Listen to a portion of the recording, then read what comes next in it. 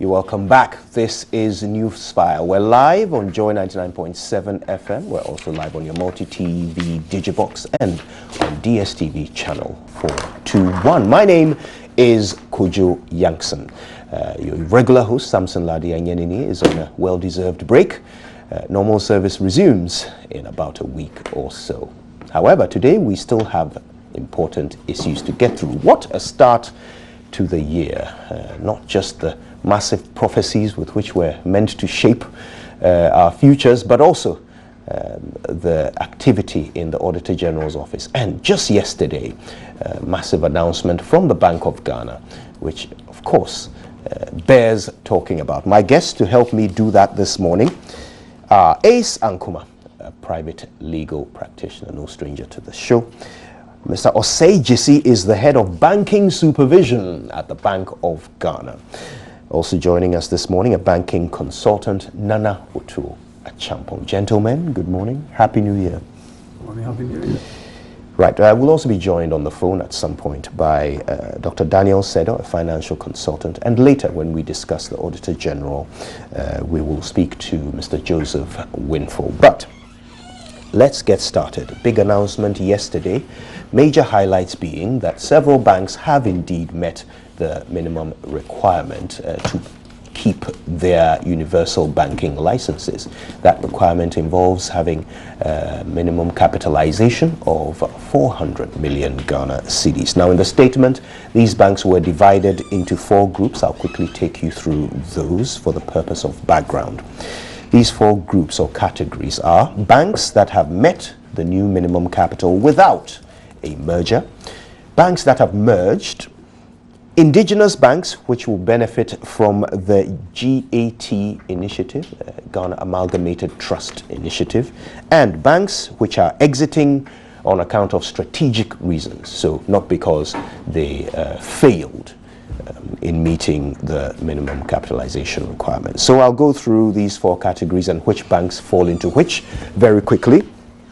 The first category, 16 banks met the new minimum capital without a merger.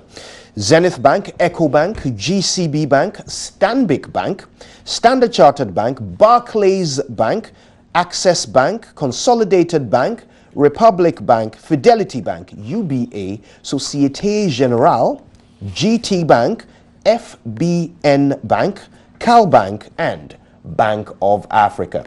So, if you heard the name of your bank in that list, you can punch the air quietly. Banks that merged in order to meet the minimum requirements are First Atlantic Bank and Energy Bank. They merged.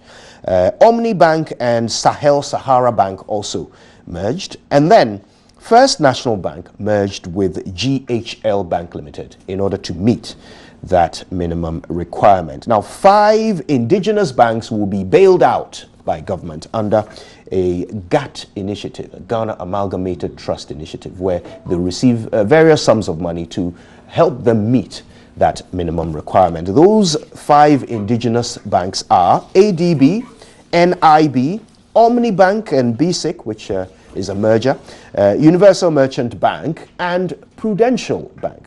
All of these local banks. And finally, Bank of Baroda is exiting voluntarily on account of strategic reasons, Bank of Baroda being an Indian bank.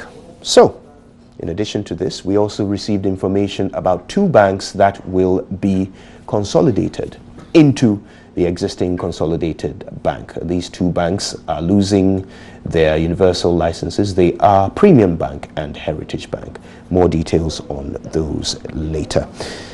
But I think we can start, and I'm quite happy that Mr. Osei Gyesi is here with us. Lots of details shared yesterday by your governor to bring us all up to date. But there was one detail I didn't hear, and that was the names and perhaps the situation of the specific employees of Bank of Ghana under whose supervision, under whose watch some of these things happened at Premium Bank and Heritage Bank.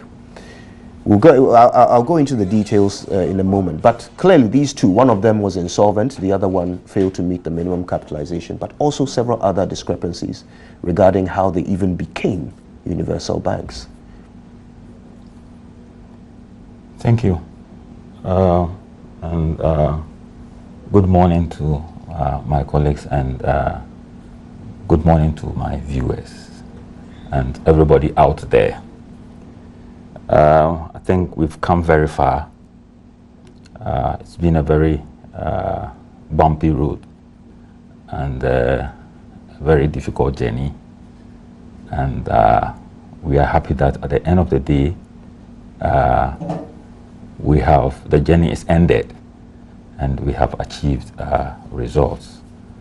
And for me, I think we should be joyful given where we are now and given the state of the banks, the nature and the strength of the banks that we have now. That is not to say that we should sweep everything under the carpet. That is not what I'm saying.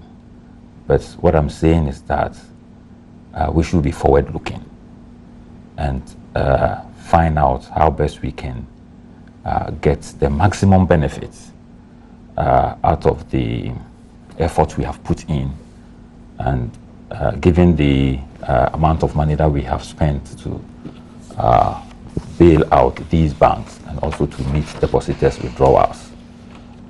Yes, it is true that yesterday nothing was said about the Bank of Ghana staff, and specifically those of us in BSD and those who used to be in BSD when some of these things occurred. But I think that a lot has been said in time past about what is currently being done as far as the internal issues are concerned. And I think the work of the ethics department, or whatever it is that is currently ongoing, is almost completed. And very soon the final report will be issued to management. And management will study the report and take the appropriate decisions. And you can be sure that anybody who is found culpable will be dealt with. The appropriate sanctions will be applied. So what you're saying is this is being dealt with as an internal issue? Yeah, it's being done as an internal issue. And I know but some have been invited. Forgive me, but that is news. I actually thought that there would be a broader investigation, but it sounds like it's an ethics committee that's looking into some of these, and some of these things are quite serious. Yeah, let me, if you allow me to land, if you allow me to finish. Certainly. You see, besides the fact that the security agencies and the all the bodies out there who are to ensure that the appropriate decisions are taken as far as some of these issues are concerned, Bank of Ghana has also taken upon itself to look within to find out how these things occurred, what gave rise to these things, and make sure that the appropriate decisions are taken. So I am not saying that because the issues are being handled from within, the other bodies out there have gone to bed. That is not what I'm saying. There could be criminal issues that may come up, and the appropriate state agencies will take them up. I know some people have been invited to IOCO. Some who were in the bank have been invited. And it's for purposes of investigating the matter and ensuring that the appropriate state bodies take up the matter and punish those who are found culpable.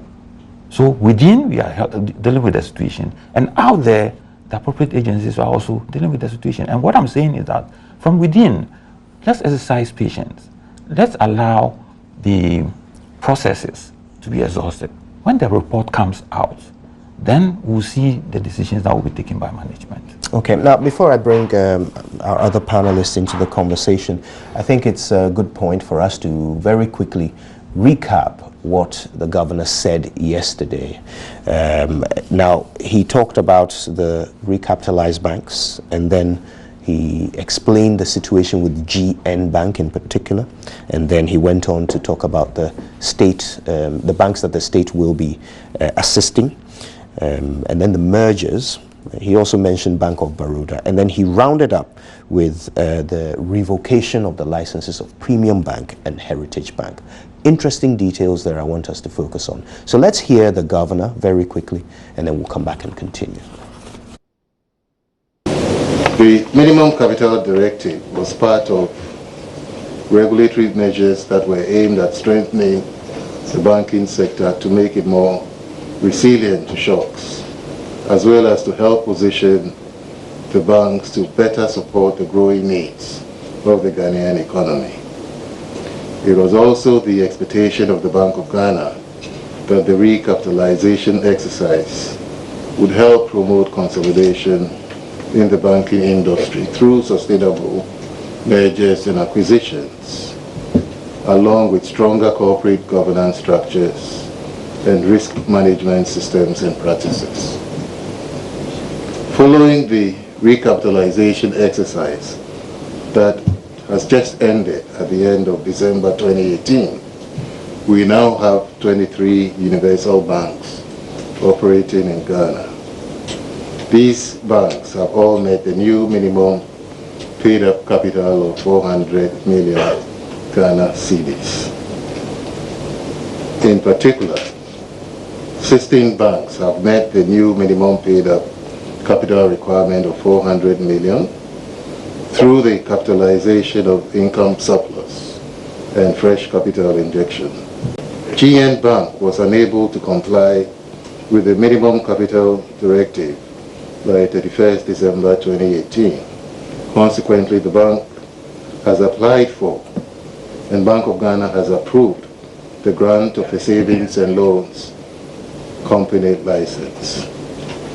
The bank has also approved a transition plan submitted by GN for winding down aspects of its business which are not compatible with the savings and loans company license.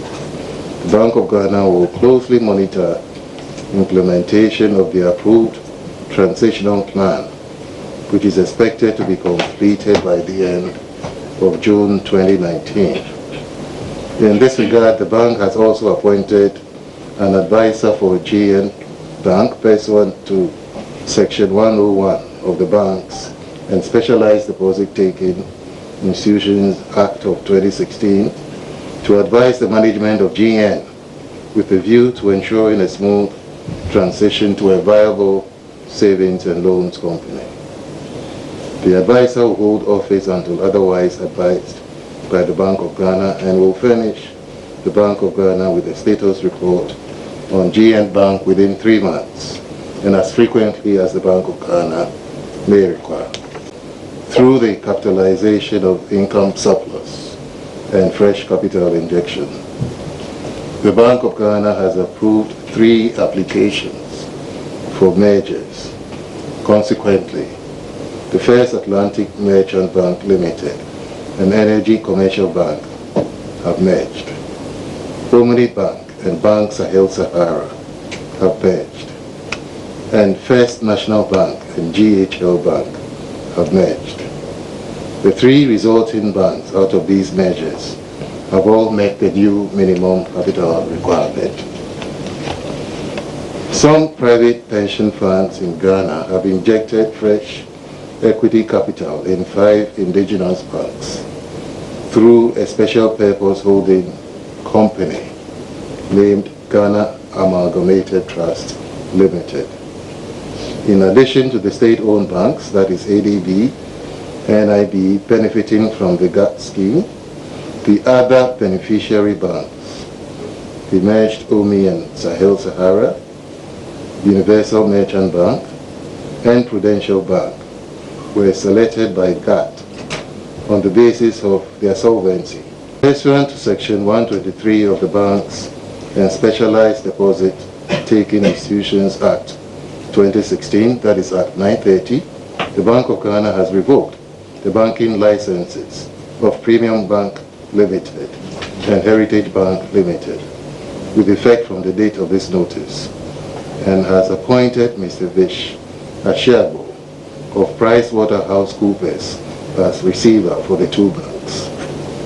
Complete details of the basis on which the licenses of the two banks have been revoked will be attached to this press release. Among other things, Premium Bank was found to be insolvent as of 30th November 2018 with a capital adequacy ratio of negative 125.62%. Heritage Bank, among other things, obtained its banking license on 4th October 2016 on the basis of capital with questionable sources. Furthermore, the bank was unable to meet the new minimum capital requirement of 400 as of 31st December 2018. The Bank of Ghana has approved a purchase and assumption agreement between the receiver and Consolidated Bank Ghana Limited, under which the receiver has transferred some assets and liabilities of the two banks to CBG. The Bank of Baroda Limited was licensed by the Bank of Ghana as a universal bank on 28 January 2008. It is a wholly owned subsidiary of Bank of Baroda, India, which is in turn wholly owned by the government of India. By a letter dated 9th April 2018, the Bank of Ghana was notified by the Bank of Baroda, India, the parent company of Bank of Baroda Ghana Limited, of its decision to divest, sell its entire 100% equity in the bank due to the government of India's decision to rationalize the overseas operations of the branches and subsidiaries of Indian public sector banks. The Bank of Ghana has since approved a request for a voluntary winding up of the operations of Bank of Baroda Ghana Limited effective 31st December 2018. To ensure an orderly exit and to safeguard the interests of depositors and customers, the Bank of Ghana has approved an assumption agreement between the Bank of Baroda Ghana Limited and Stanbic Bank Ghana Limited, under which the latter would assume all deposits and selected loan assets of the bank. The Bank of Ghana will closely monitor the transition and is confident that Stanbic Bank Ghana Limited will ensure that depositors of Bank of Baroda Limited continue to have access to their deposits. Well, yes, that was the governor of the Bank of Ghana speaking yesterday to some assembled members of the press and, of course, to the entire nation, giving them an update on the situation with the recapitalization of banks. But beyond that, he also gave some details of three banks that are no longer holding licenses to be universal banks: GN Bank, Premium Bank, and Heritage Bank. We will talk a little bit about the details of each, because there are some issues of interest for each of these three banks. I want to start with Premium Bank and Heritage Bank and bring in our other guests. Also joining us on the phone is Dr. Daniel Sedo. He's a financial consultant. Let's start with a few of the details from Premium Bank.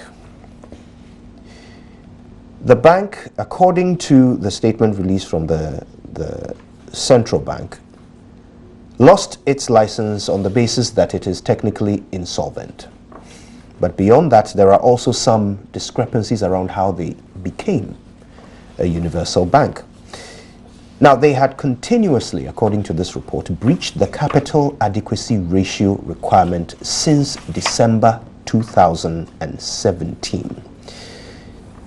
Efforts were made to get the bank to correct its capital deficiency position, but those efforts were futile. The situation deteriorated so that as at the end of November 2018, they had a CAR of negative 125.26%. That's a capital deficit of 1.15 billion Ghana cedis.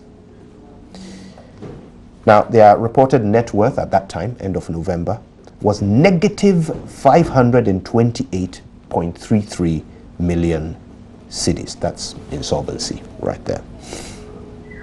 Now, there was an investigation which revealed that the bank obtained its banking license under false pretenses through the use of suspicious and non-existent capital. So in one instance, the Vanguard Group Limited, which is a shareholder of this bank, borrowed 30 million Ghana cedis from Royal Bank and 45 million Ghana cedis from Capital Bank.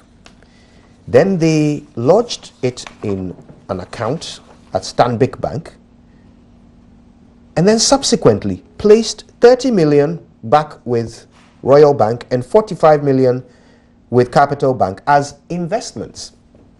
So basically the money was returned to these banks so that it no longer existed as capital for Premium Bank. There were other discrepancies. There was a balance of 15 million which was transferred from Premium Bank to Stanbic Bank to purchase some treasury bills at Universal Merchant Bank, and that was then introduced as capital. Bank of Ghana requested shareholders of the bank to inject capital to replace their statutory reserve fund, which was wrongly capitalized as part of the requirement for licensing the bank. To meet that requirement, the bank transferred funds totaling 6 million to CDH Savings and Loans on July 19, 2017, and then moved the funds to the bank's account with Bank of Ghana through its Stanbic Bank account on the 20th of July 2017. Now, they also talked about the bank's exposure to related parties. Now, if that sounds familiar, it's because Unibank famously had the same problem. So they are exposed to related parties to the tune of 444.38 million Ghana cedis. That was the situation as of July last year. That's 37.2% of the bank's loan book. Okay, now this amount is more than the bank's net own funds, which means that they are in breach of the regulatory limit of 10%. They haven't been able to recover these funds. Outstanding loans to these parties have also been wrongly classified as investments, and the Bank of Ghana can't tell why. Ace, before we bring in Dr. Sedo, no doubt you watched yesterday's press conference with a smile, but I wonder whether it was a smile of happiness or just incredulity. I think it's more of incredulity, and I was pretty taken aback by the impudence. I understand that in the financial circles, they developed a terminology for this spoof that they were doing on Bank of Ghana. They called it round tripping. Round tripping. So you take the money and you move it around to look like there's money, but there's no money. And if it had been just one instance, it would have said, hey, gold finger, coincidence. Second one, happenstance. The third time looks like enemy action. And it wasn't just more, at least in about the instant, in about the case of about four of the new banks. That's how the banks were set up. So you must meet a certain capital requirement. You must show that this money exists as the base of the bank. This is what we're going to trade with. Now, people in Bank of Ghana, induced into sleep, either deliberately or negligently, did not follow through. They presented instruments to show that they had money. But as we were finding out ex post facto, after the fact, there was no real money. So essentially, I could start with zero. Come to you, borrow, if I must take 90, take 30, 30, 30 out of all of you people, you lend it to me, I present the instruments to Bank of Ghana. Bank of Ghana might have to explain, how did they verify that those funds exist? So I present it to Bank of Ghana, I get my license with fanfare and press, whatever. The next day, I simply return your money.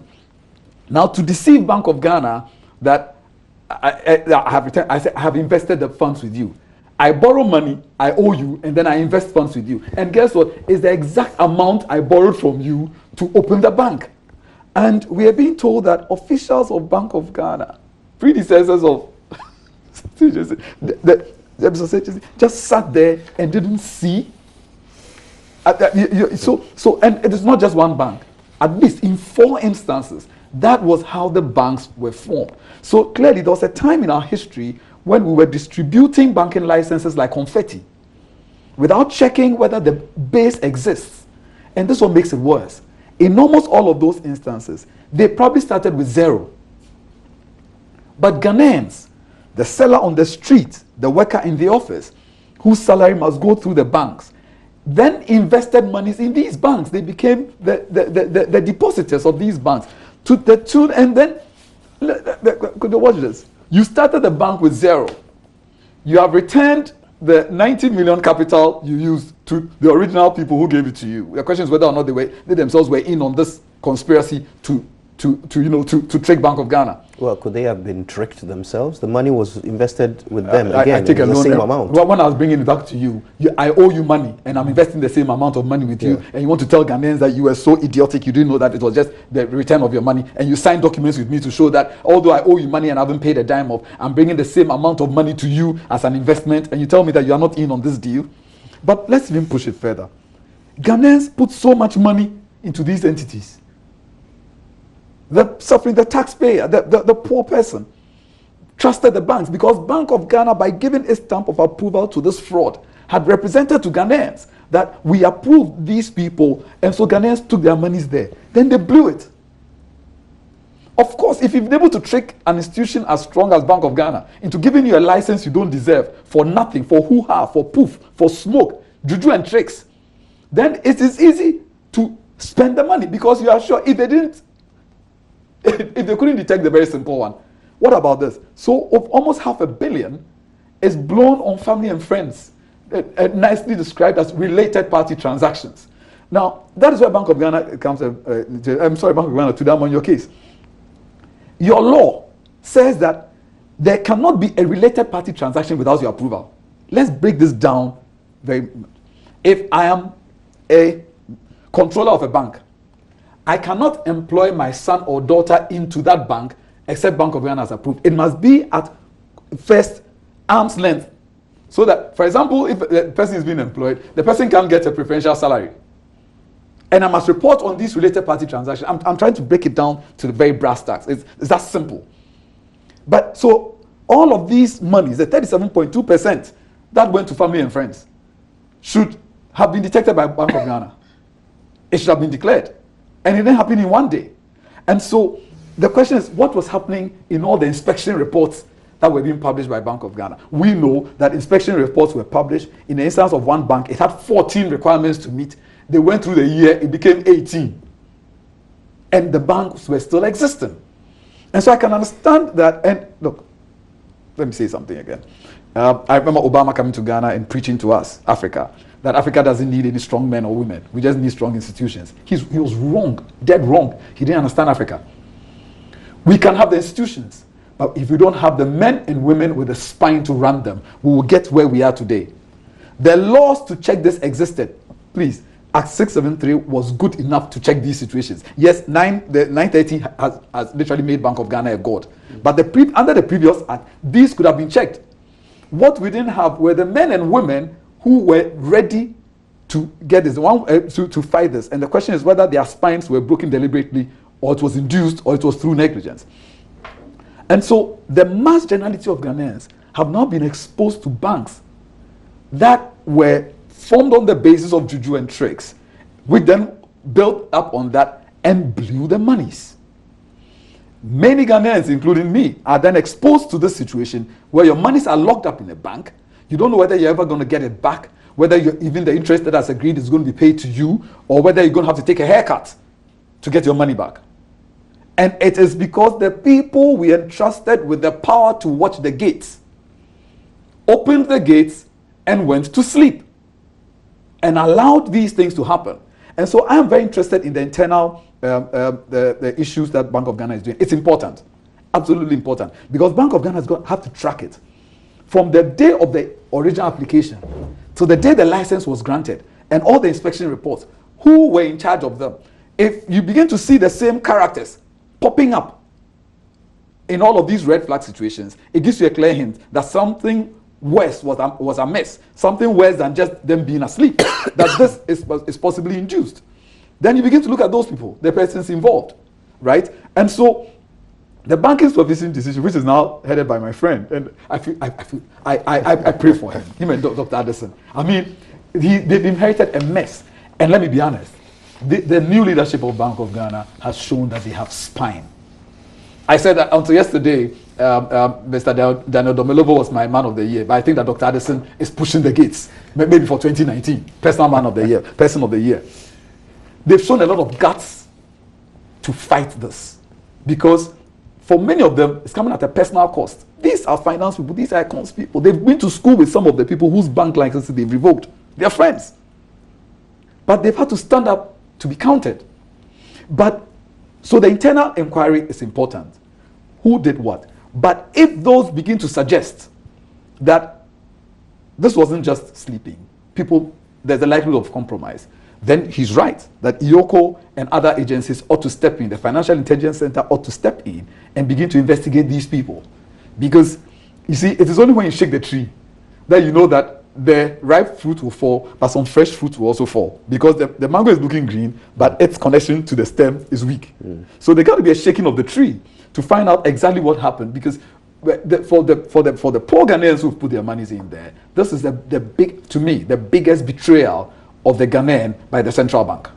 And I'm parking this right at the gates of the central bank and officials in the BSD whose job it was to make sure this does not happen. We can't have a banking supervision division that supervises nothing or supervises this rot, and everybody is walking freely and walking around as if nothing is amiss. So I think that I will park this right at their doorstep, and unfortunately, and easy lies the head that wears the crown. So you have to make sure that the report is ready, and if wrongs have been committed, and if there are punishable wrongs, that should happen. There may be civil liability responsibilities, of course. There are terms and conditions may decide who ought to be fired or who ought to stay. But if it goes beyond that into criminality, then I think that the confidence of Ghanaians, which I think will come up again after yesterday's decisive actions. This was decisive.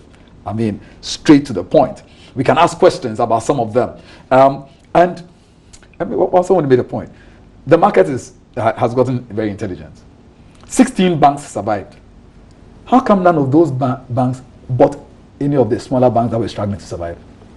The big 16, who had the muscle to survive, could easily have said, well, look at this bank. Let me go back. I'm pretty certain they went and looked in the books and said, hey, there's toxicity here.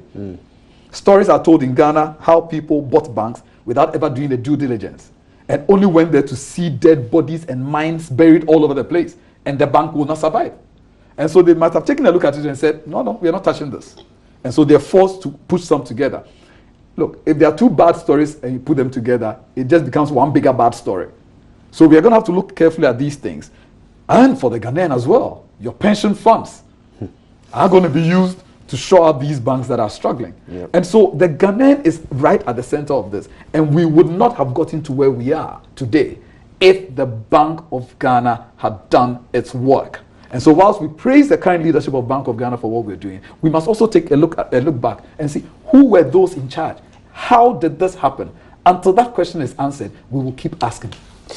And gosh, so now you understand, Mr. Osagyesi, I have loads of questions for you today, and I'm hoping you'll be able to educate us on so many of these things that are bothering us. But just a quick correction. One of the banks actually did take over one of the smaller banks. Bank of Baroda was taken over, or its books were taken over. Correction. No, there was an assumption that the Bank of Baroda is exiting. And so there's an arrangement by which existing accounts have moved to Stanbic.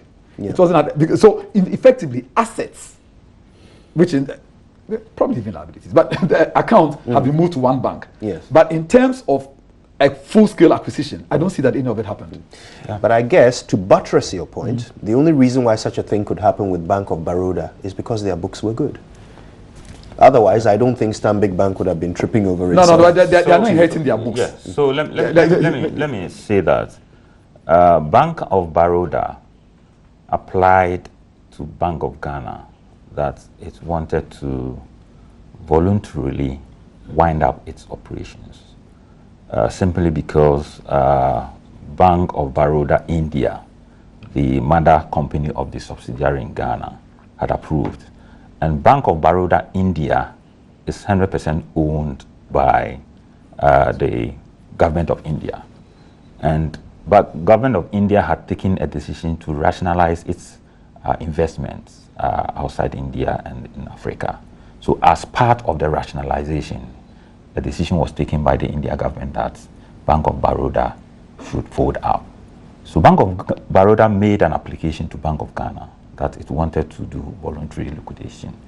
We looked at its books and Bank of Baroda was found to be solvent. One of the conditions that if you want to do voluntary winding up the bank, the institution must be solvent. And approval was given.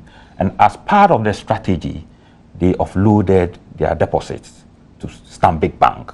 And they had to come with a plan and we approved. And by way of settling the deposits, which are liabilities, they would have to give Stanbic Bank some assets and some liquid assets and some loans to square up the liabilities that have been given to Stanbic Bank. And as we speak, what it means is that customers of then Bank of Baroda can go to Stanbic and access their funds. So it's not an acquisition, it's not a merger. Very clear. But you realize that if you look at the statistics that we brought out, First National Bank of South Africa, it's a bank that is owned by First Round. They had decided to take over GHL Bank. But on their own, they had met the minimum paid up capital because the parent company had brought money to meet the 400 minimum paid up capital. So it's not like they merged with GHL Bank to meet the 400. Okay. They had met and they decided to bring on board to acquire GHL And let me Bank. add just a legal point. The two of you are probably right. That the first condition for a voluntary liquidation, as against an official liquidation, is that the directors must pass a declaration of solvency. That we have looked at the books and we have assets to meet our liabilities. So definitely Bank of Baroda was not insolvent, and that's why it can undergo a voluntary liquidation. Right. A company that is insolvent cannot undergo voluntary liquidation. It has to be liquidated either through a court order or by the registrar through an official liquidation process. And so it ties in very to be clear, Stanbic Bank had a choice in this, didn't they? They were not forced into No, very no, good. no. So let me the say there fact were that- some other banks that maybe were interested. Exactly. So But I think Stanbic, it goes back to make the same point that if Bank of Baroda had been in the situation that Premium Bank was in, Nobody or would have Heritage Bank was in, Nobody Stanbic Bank certainly wouldn't have been interested in doing business. Yes, certainly. So you see, one impression that we want to correct is that people say that Bank of Baroda went out because they were unable to meet the 400. They were being pushed to meet the 400 minimum requirement, and that it's not true. But for the decision by the shareholder, the Indian government, Bank of Baroda would have stayed. But that decision was because of the minimum requirement. No, because I said the India government said, look, I'm looking at my investment, I'm rationalizing my investments outside India. And it's 100% owned by the government of India. Very well. Okay, now, Nana, just before I come to you, I wish we could take Dr. Dan Sedo's take very quickly as he's hanging on the line. So let's hear from Dr. Sedo, and then we'll come to you, Nana.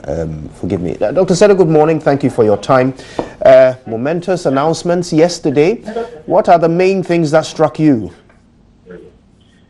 Okay, now, just before I come to you, I wish we could take Dr. Dan Sedo's take very quickly. Let's hear from you. Right. Hello, Dr. Sedo. Good morning. Thank you for your time. Right, I think we want to reconnect with Dr. Sedo and have a cleaner line. But Nana is here. And Nana, throughout these processes, you've educated on occasion the Ghanaian people on why what is being done and why which decisions are being made and why which banks are doing what. But today it appears that following the revocation of licenses of Premium Bank and Heritage, it appears that, at least for a period of time, even under the new management, even under the management of Mr. Osei Gyasi and his colleagues, some banks were still failing to comply with the rules. But in spite of that, it was, in 2019 January that the axe came down on them for a whole year. In fact, more than a year. From June 2017 until 2018, this bank was not meeting its minimum requirements. I believe it's yeah, you're talking of premium. Premium bank. But then the governor said yesterday that they should have been part of the resolution in last August, except that there was a move to merge. There was, the GN Bank was to merge with them, and therefore, because of that, the axe didn't fall on them. But at that time, there were still these, discrepancies. Like this, what's the expression you use? Round tripping. Round tripping.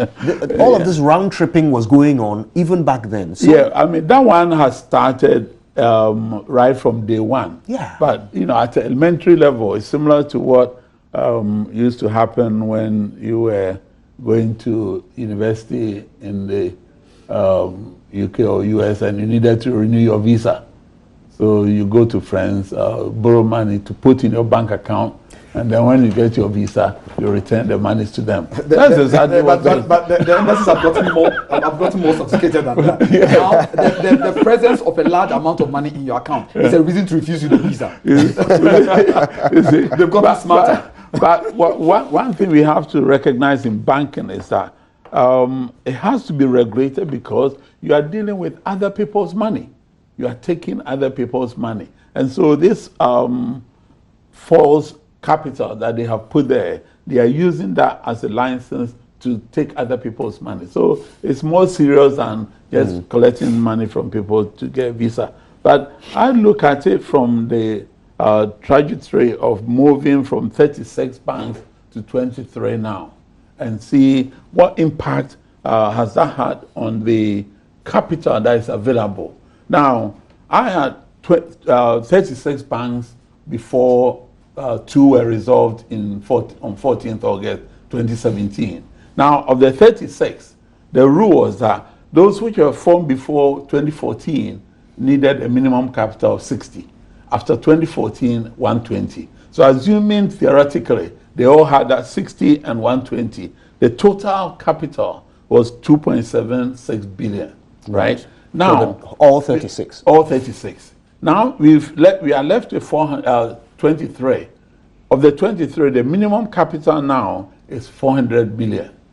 Now, if you multiply 400 million by 23, now we've got 9.2 billion that the banks have now. And that's a positive thing that I see. And I've been saying, you said, we've been educating people that after January 2019, banking is going to be serious. It's going to be interesting because you've got the number of banks have gone down by 36%, from 36 banks to 23.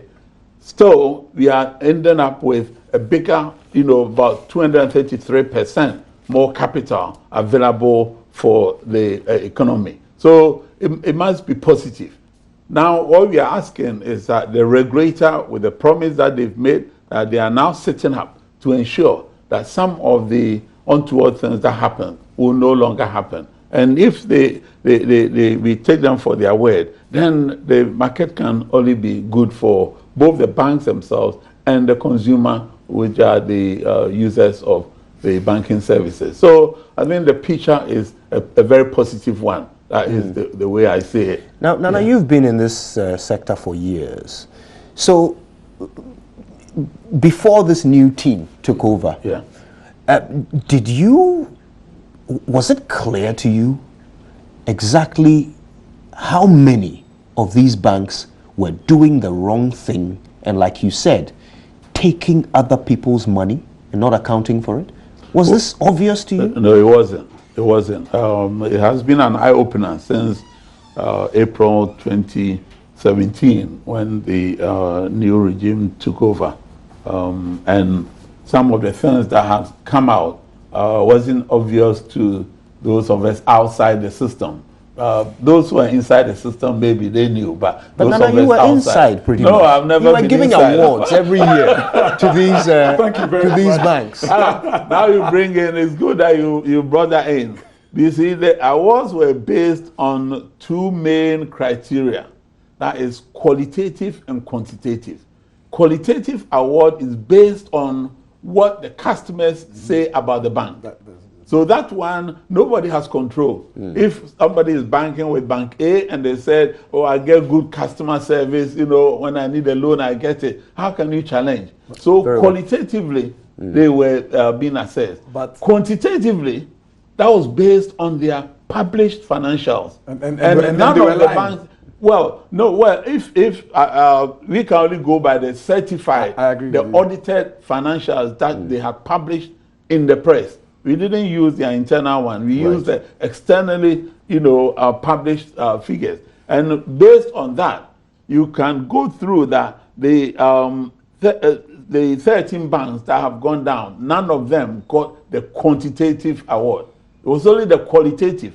And so therefore, the qualitative, nobody has control. But with the quantitative, we have control. So quantitatively, you could see that there was a problem with these banks. No, only if we could not trust the audited financials. Right. I mean, that's another exercise that right now we are all looking for, like the auditors. Yeah. You see, because when it's happening in the UK, the auditors have had...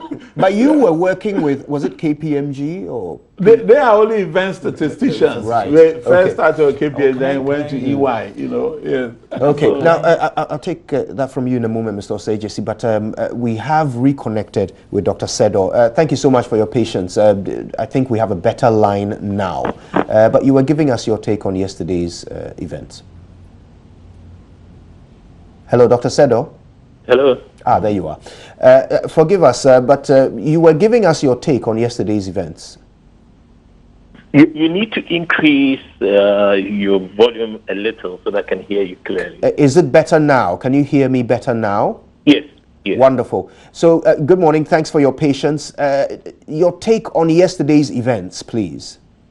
Oh, thank you very much for the opportunity. It's just a continuation of the process that the new management of the Bank of Ghana has started. I support a submission that we need to salute the governor and we need to encourage him to complete the process. He said it's come to the end, but I do not think so. It's just the beginning.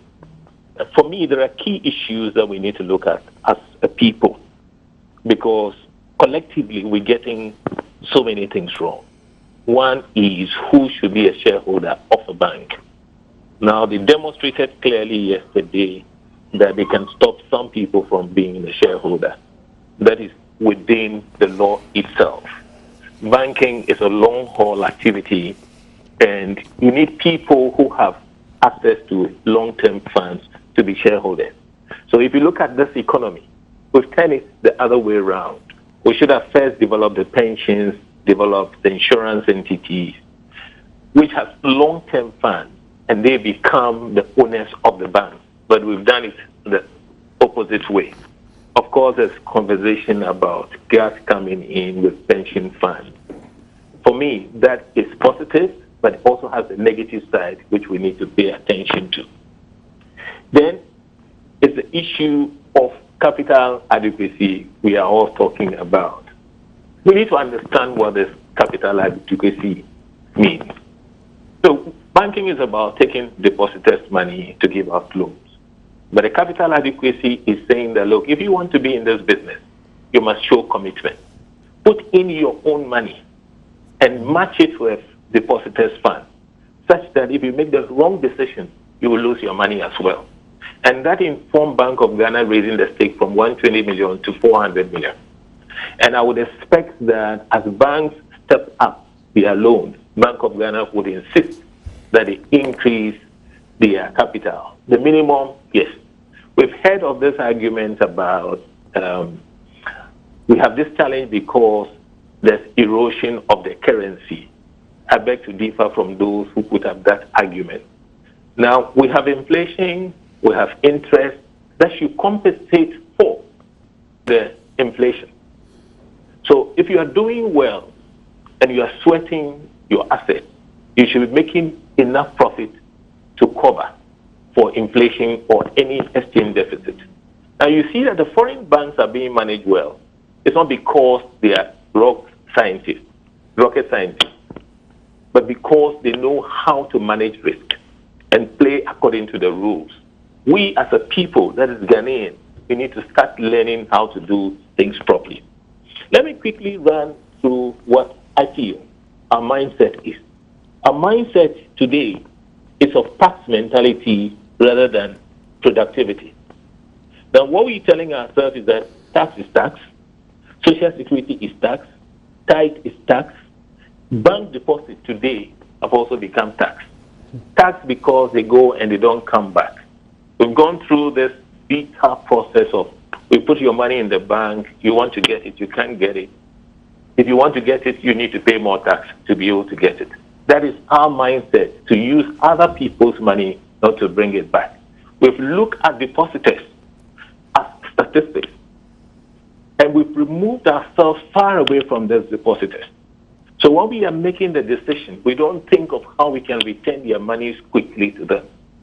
If the central bank can give us the pressure to ensure that the banks are conducting themselves properly, we'll do ourselves a lot of good. We have a challenge with some institutions. Look, I'm an accountant. I believe one of the group of people who have failed us is the accountants. You have the accountants in the heart of what is describing as the round tripping, and what some of us would also call the tunneling. Accountants are in the heart of these things. Accountants report to the central bank, and we are being told some of those reports are false.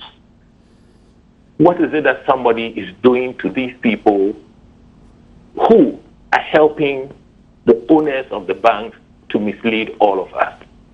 Probably the one who gives them the license as accountants should also step up the game and try to bring order.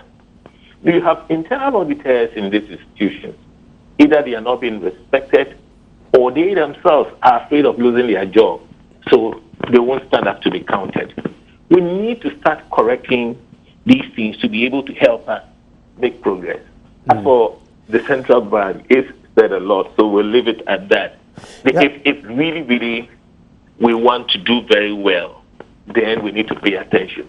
Right. And I would also say, let's try to establish the correlation between what has gone wrong and real estate in this country. Somebody should study that, because you see a lot of properties springing up, uncompleted, cannot be turned to any productive use. A lot of those monies came from the bank. Banks' monies are short-term funds. We've locked them up. So we are hanging.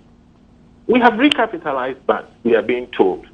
But the biggest challenge that they will soon realize is the cost of deposits. They will still need to mobilize money to do things. The cost of that is still very high in this country. So there are challenges ahead. Bank of Ghana, so far, so good.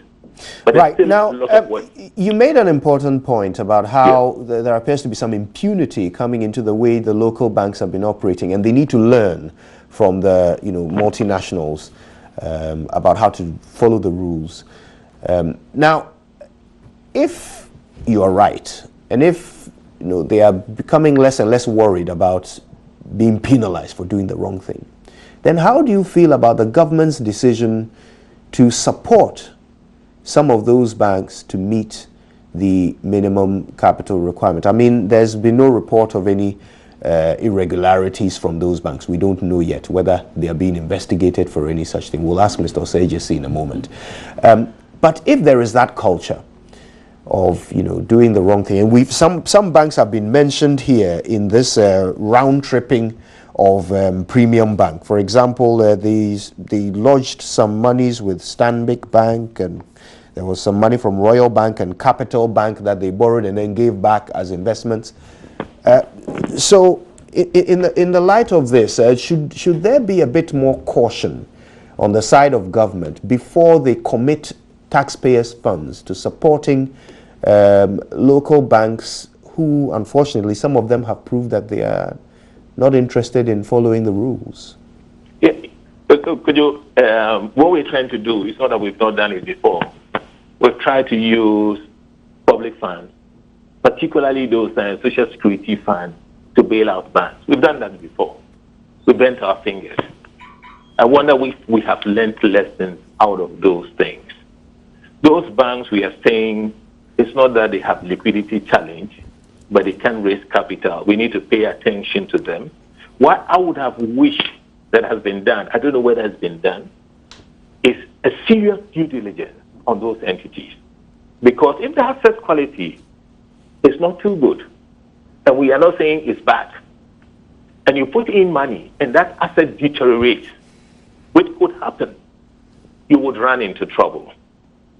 If you take UT, in my view, as somebody in the classroom, very simple. UT got it wrong when they didn't do proper due diligence when they were acquiring Metropolitan and Allied Bank. The due diligence was bad. That is where they faltered and they struggled through. Now we are putting money into some existing banks. What is the quality of the banks and at what rate? How much are we paying for the shares we are acquiring in those banks? And who has the say in those banks? Now, if you're only putting in money and you still leave it in the hands of the old people, it's just a matter of time when we will run into trouble. Right. I would prefer a situation where you put money in, you're in the driving seat, probably be bold enough to change personnel. Look, the problem we are having is people issue. It doesn't matter the money you put in. If the person cannot do what is right, it would just the course of time, you go back to square one. Till we are ready and bold enough to shrink the banks and get the best of brains to manage our financial institutions, we are still open to risk. Let me finally say that today we are looking at the bank, but we need to broaden the conversation to look at all those areas that will put a collective effort. Even, we have a certain mindset. Asset tight is that. You take the money there, what happens to it? You can't question it. Take money to Social Security, what happens there? You can't question it. So all those points that we take our collective effort, savings, we need to open up, pay attention to these things.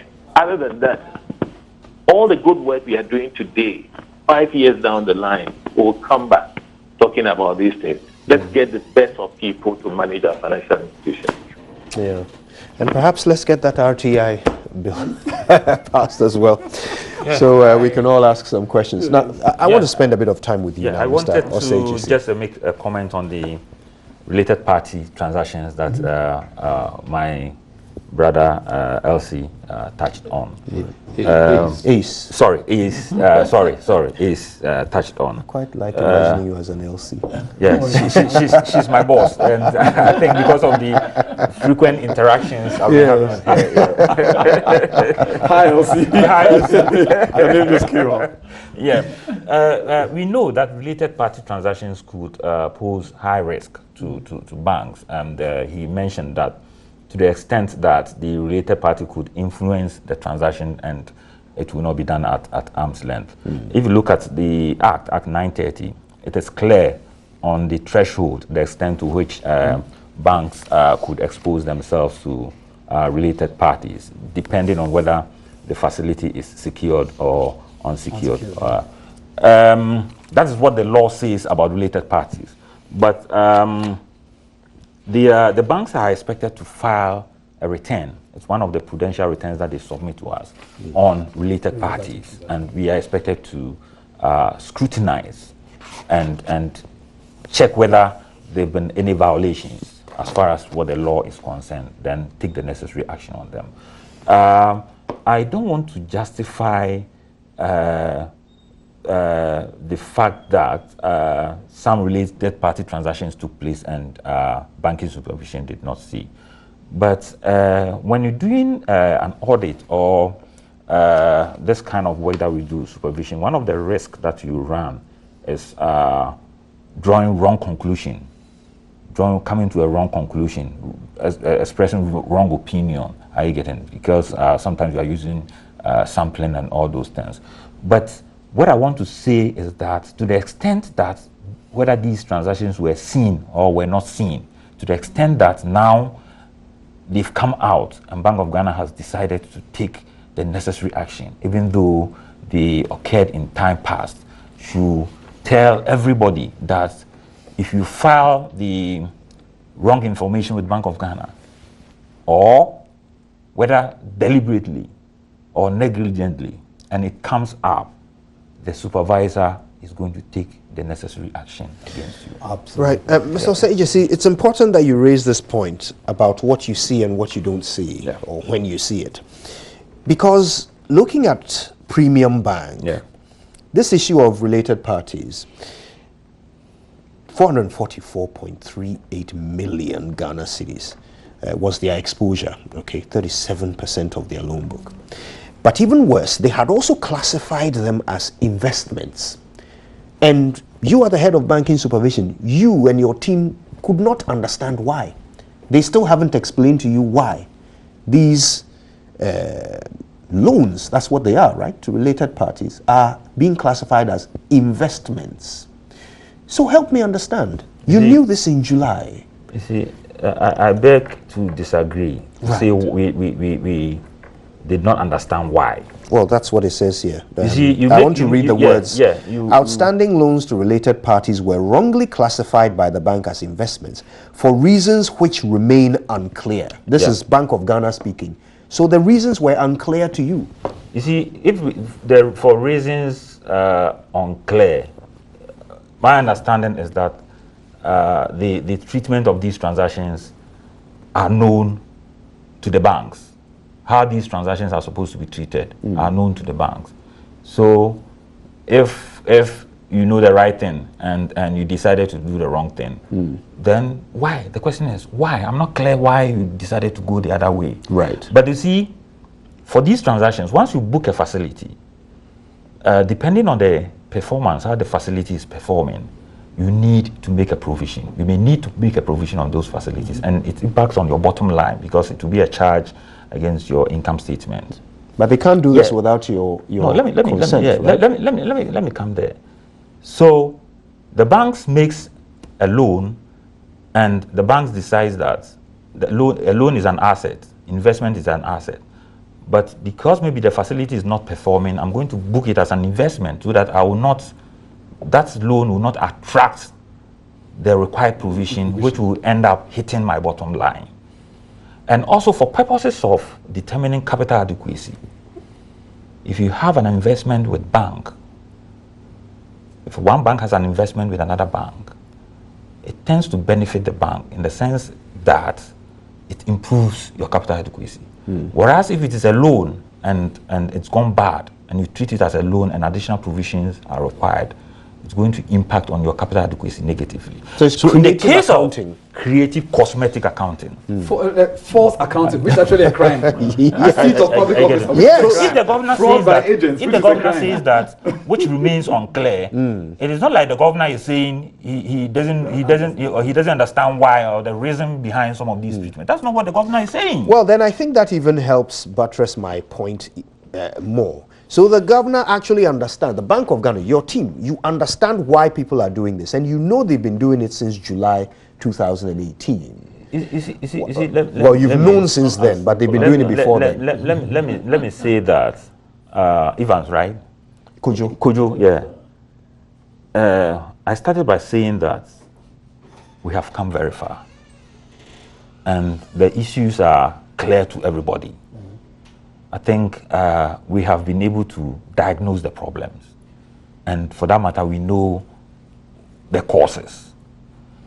The most important thing for me as an industry is for us to decide, and we have decided, that going forward, everybody is going to be held accountable. And my brother said, now the market is intelligent, everybody is watching. They are looking at the regulators, we are looking at the banks, the analysts, everybody, the industry, everybody is watching. So going forward, looking at the price that we have paid for the exercise that we have undertaken for the past 1 year, I think the regulator has sent the right message to the public and to the industry that we'll do our work, we ensure that we enforce the laws, the rules, the game. Everybody would have to comply, including the regulators as well. And hopefully that builds confidence. But tell me honestly, is it because these decisions are tough? Is it because there is a personal cost to you, and as Ace described, you lose friends when you do the right thing? Is that what perhaps made it take you some time, to actually take some of these actions? Because I can't ignore the gap, July till now. You see, let me say that I think the governor made a statement that he's lost some friends. and sometimes I look at my governor and I said, Charlie, it's a difficult job. But somebody has to do it. That is it. I look at the governors and I say to myself that, that's for this position, I don't envy it. I don't envy them. Because you see, you work with people. And if I lose my job today, it has implications for myself and my family and other people. Are you getting it? But you must look at the bigger picture. It is a tough decision. I have friends who work in the industry, I schooled with, the accountants, the financial controllers, we meet, but at the end of the day, the governor will have to make a decision, the board will have to take a decision. It is a tough job. But what can we do? If the right decisions are not made, we cannot move on. So is that what caused the delay? So I'm saying this to buttress the fact that you must have the courage and say that this, I'm looking at the bigger picture. And if you don't have the courage, and if you don't crack the whip, you have some of these things. But I keep saying that going forward, let's see how it goes. Okay. Now, we regret all these things. Now, I'm going to go through Heritage Bank. And for me, Heritage Bank's situation was even more revealing than Premium Bank, which was insolvent. This bank was not described as insolvent, but some things happened. But before we get into those details, let me just quickly ask you this. I know you wouldn't be able to give us specific bank names, but are there other banks that are currently under investigation because perhaps you've discovered that the way they acquired their license, there are questions around them? Not that I know of, but I earlier said that if it should come up, you can be sure that the management of the bank will take the right action. All right. Heritage Bank. Now, this is a bank, quite young. It was incorporated January 2014, licensed by the Bank of Ghana, 4th October 2016. Now, shareholders are Mr. Seydou Agongo, Ms. Fatima Adamu, a company called Sarago Limited, and Mr. Silvanus Kote. Together, they purportedly met the minimum paid-up capital of 120 million Ghana cedis. Now, they have had their license revoked. The reason that was given by the governor yesterday was that they failed to meet the minimum capital requirement. But this report goes a bit deeper. So, for example, and ACE quoted Act 930, further to Section 9 and 12, the Bank of Ghana says that they revoked this license because they considered that these significant shareholders I named are not suitable. They go further to explain. They talk about the sources of the bank's capital, and they say those sources are suspicious. So, the promoters of Heritage Bank, those individuals I mentioned earlier, they provided evidence to the Bank of Ghana at the time of the application for a banking license to the effect that an amount totaling 120.6 million Ghana cedis was lodged with a local bank. That amount of 120 million was transferred to the bank from Agricult. Agricult is a company wholly owned by Seydou Agongo, who of course is one of the promoters and shareholders of Heritage Bank. Mr. Seydou Agongo provided this money from funds that appear to have been derived from contracts awarded to Mr. Agongo by Cocoa Board. Problem is, these contracts are currently the basis of criminal prosecution in the High Court of Ghana. Now, the Bank of Ghana discovered in their investigation that the High Court has ordered twice for disclosures relating to these and other contracts affecting Mr. Agongo, and the bank has failed to provide these disclosures. Now, I'll wrap up quickly. We'll take a break, and when we come back, we'll hear thoughts on this. But just let this nestle with you while we take a break. While Mr. Agongo claimed that his sources of capital for the bank included proceeds of a $19.25 million US contract with Cocoa Board, Bank of Ghana's subsequent investigations has shown that there was no such contract between Cocoa Board and Mr. Agongo. Okay, so according to this report, he told a barefaced lie to the Bank of Ghana. One or more contracts executed, however, existed between Cocoa Board and Sarago Limited. Remember, Sarago Limited is one of the shareholders of Heritage Bank. Documents submitted to Bank of Ghana for licensing of the bank made no mention of the contract between Cocoa Board and Sarago. It also didn't mention the fact that Sarago was owned by Mr. Agongo. Okay, now, from the 2017 audited financial statements, this is a good one. So the bank received its license in October 2016. Then in 2017, there was an audit, and the financial statements indicated that an amount of 15.8 million Ghana cedis was transferred to Heritage Bank from an unnamed investor. And that payment was attributed to unpaid called up share capital. Unpaid called up share capital. The bank got its license in October 2016. But its share capital, some of it wasn't paid until 2017. So how did they get their license? We'll explore that when we come back from these messages.